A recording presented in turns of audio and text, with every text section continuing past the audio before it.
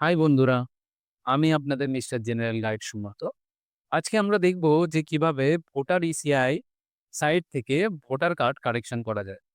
কেননা voter card correction করা একটা ভেরি ইম্পর্টেন্ট কাজ, যেটা ছাড়া আপনারা ভোটার কার্ডের সঠিক ইউজ করতে পারবেন না। কারণ যদি ভোটার কার্ডের নাম বা ডেট অফ বার্থ আর জেন্ডার যদি ভুল থাকে, তাহলে অনেক সময় আপনি অনেক সমস্যার সম্মুখীন হবেন।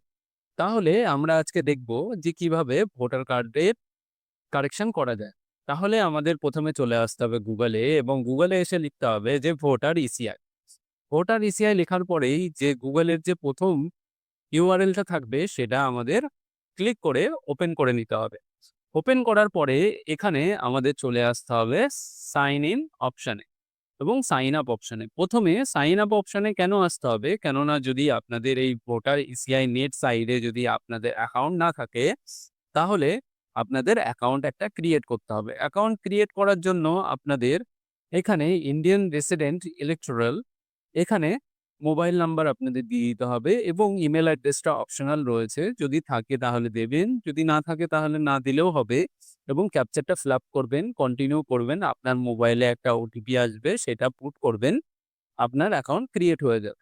ক্রিয়েট হয়ে যাওয়ার পরে এখানে লগইন অপশানে ক্লিক করতে হবে। লগইন অপশানে ক্লিক করার পরে আপনাদের কাছে যে মোবাইল নাম্বারটা দিয়ে আপনারা লগইন করেছিলেন, সাইন আপ করেছিলেন, সেই সাইন আপের মোবাইল নাম্বারটা আপনাদের এখানে দিয়ে দিতে হবে। দিয়ে দেওয়ার পরে এখানে আপনারা ক্যাপচারটা ফিল আপ করবেন। ক্যাপচারটা ফিল আপ করার পরে আপনাদের কাছে একটা ওটিপি আসবে। রিকোয়েস্ট ওটিপি যখনই করবেন একটা ওটিপি আসবে। ওটিপি আসার পরে সেই ওটিপিটা এখানে পুট করে দেবেন এবং ভেরিফাই করবেন। ভেরিফাই করার পরে এখানে অনেক অপশন রয়েছে। তার মধ্যে আমরা চুজ করব ফ্রম 8, ফিল ফ্রম 8 এবং ফিল ফ্রম 8 ওভারসিজ। এই ওভারসিজ কাদের জন্য? যারা অন্য দেশে থেকে কাজ করে তাদের জন্য। আমরা এই দেশে থাকি এবং এই দেশে কাজ করি, তার জন্য আমরা কি ফর্ম ফিল আপ করবো? ফর্ম 8 ফিল আপ করবো শুধু। তাহলে ফর্ম 8 ফিল আপ করার পরেই ওইটা ফর্ম 8 ক্লিক করার পরেই আমাদের কাছে একটা নতুন পপআপ চলে আসবে, যেখানে এপিক নাম্বার দেওয়া থাকবে। এপিক নাম্বার আপনারা এখানে ফিল আপ করবেন।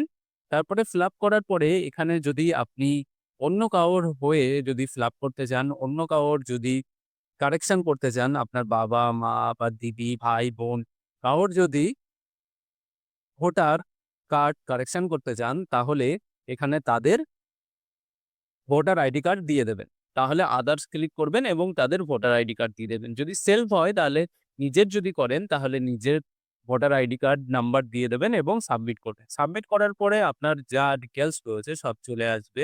চলে আসার পরে এখানে আপনি ওকে বাটনটা ক্লিক করবেন। ওকে বাটনটা ক্লিক করার পরে একটা নতুন পপআপ আসবে, যেখানে আপনি দেখবেন যে ৪ টে অপশন রয়েছে। ৪ টে অপশনের কাজ কি? আপনি এখানে ১ম অপশনটা দেখছেন যে শিফটিং অফ রেসিডেন্স, মানে যদি আপনি আজকে কলকাতায় থাকেন, যদি অন্য সময় যদি অন্য স্টেটে চলে যান, তাহলে শিফটিং অফ রেসিডেন্স এই অপশনটা ক্লিক করতে হবে।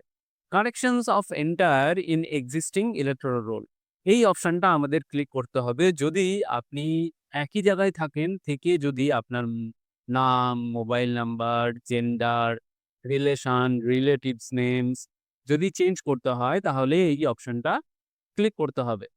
এবং issue of replacement epic without correction, যদি আপনি আপনার আপনার ভোটার কার্ডটা যদি কারেকশন করতে চান, কারেকশন মানে আপনি নতুন করে যদি অ্যাপ্লাই করতে চান, মানে নতুন পিভিসি কার্ড যেটা দিচ্ছে সেটা যদি করতে চান, তাহলে এই অপশনটা ইপিক উইদাউট কারেকশনস এই অপশনটা ক্লিক করতে হবে। Request of making as a persons with disabilities, যদি আপনার কোনো ডিসেবিলিটিস থাকে তাহলে এই অপশনটা ক্লিক করতে হবে। আমাদের এই কারেকশন অপশনটা রয়েছে, তার জন্য এই কারেকশন অপশনটা ক্লিক করব। Corrections of entire in a existing electoral roll এই অপশনটা ক্লিক করব। ক্লিক করার পরে এখানে সব ডিটেলস আপনাদের নিয়ে নেবে।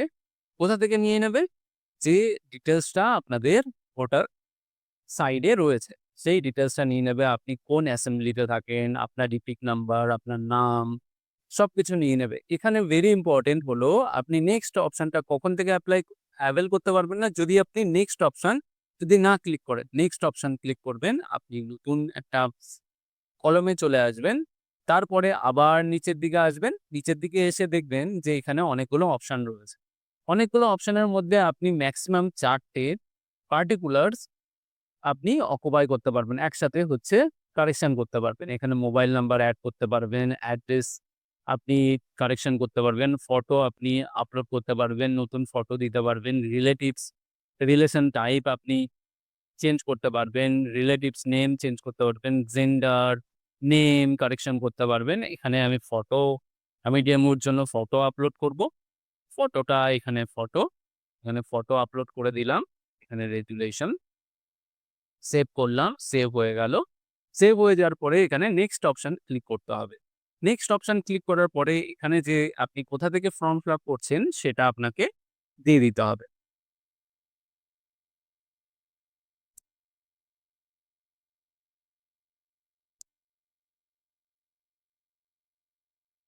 দিয়ে দেওয়ার পরে নেক্সট অপশন ক্লিক করবেন। নেক্সট অপশন ক্লিক করার পরে এখানে ক্যাপচার যেটা রয়েছে সেই ক্যাপচারটা ফিল আপ করবেন।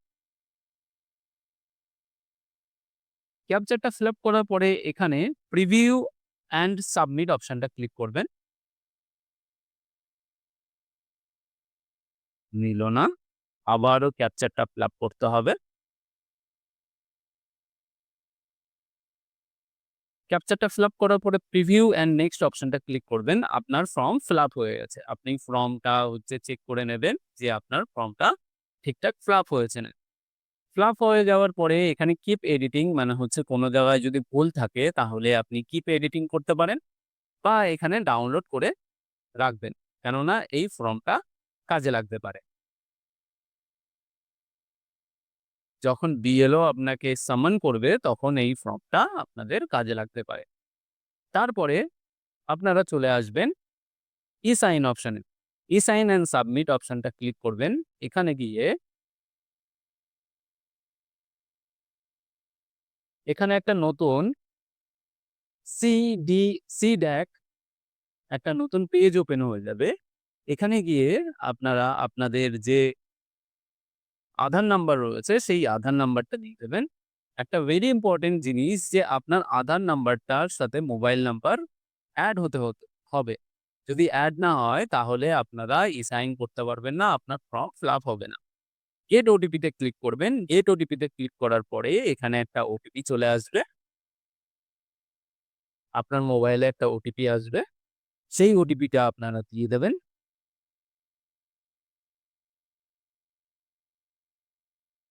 ওটিপিটা দিয়ে দেওয়ার পরে চেক বক্সে ক্লিক করবেন এবং সাবমিট করে দেবেন। সাবমিট করে দেওয়ার পরে আপনার অ্যাপ্লিকেশন নাম্বার জেনারেট হয়ে গেছে। অ্যাপ্লিকেশন নাম্বার জেনারেট হয়ে যাওয়ার পরে আপনি কিভাবে হচ্ছে আপনার অ্যাপ্লিকেশনটা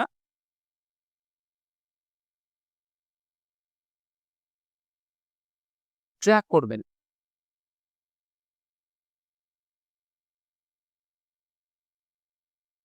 সেটা দেখার জন্য